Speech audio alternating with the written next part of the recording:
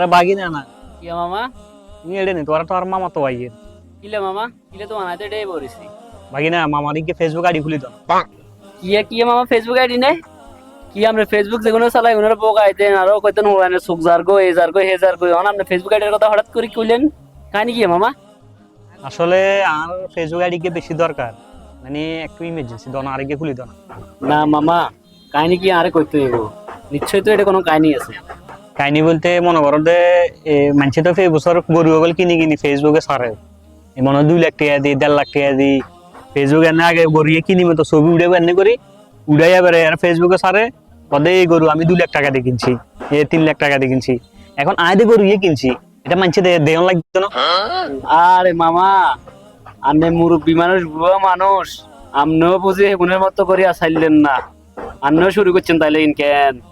আর এটা মুরব্বীর কি আছে, এটা তো মনে হলো আগে ব্যাকে এটা ফেসবুকে একটা ইয়ে মানে গরু কিনলে মতন আলহামদুলিল্লাহ কিনে ফেললাম, এই যে দেখেন গরু হেয়ার মানুষে জিজ্ঞা কত বাস এবার আয় দাম কম, তো তাইলে না আবার মানুষে জানতে পারবো যে গরু কিনছি মনে করো 2 লাখ টাকা 3 লাখ টাকা দিই। এখন তুই আরো জানলে আইডি গিয়ে খুলি তো।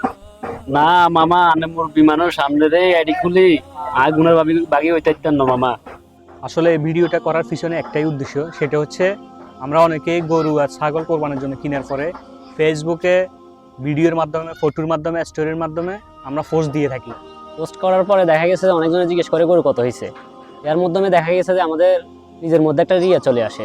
কোনো কারণে যদি আমাদের কোরবান লোক দেখানোর কারণে হয়, তাহলে আল্লাহর কাছে কোরবান কবুল নাও হতে পারে। তাই আসুন, আমাদের প্রত্যেকটি আমল আল্লাহ তাআলার রাজি খুশির জন্য করি, এমনকি প্রত্যেকটা আমলের আগে নিয়তকে সহি করি।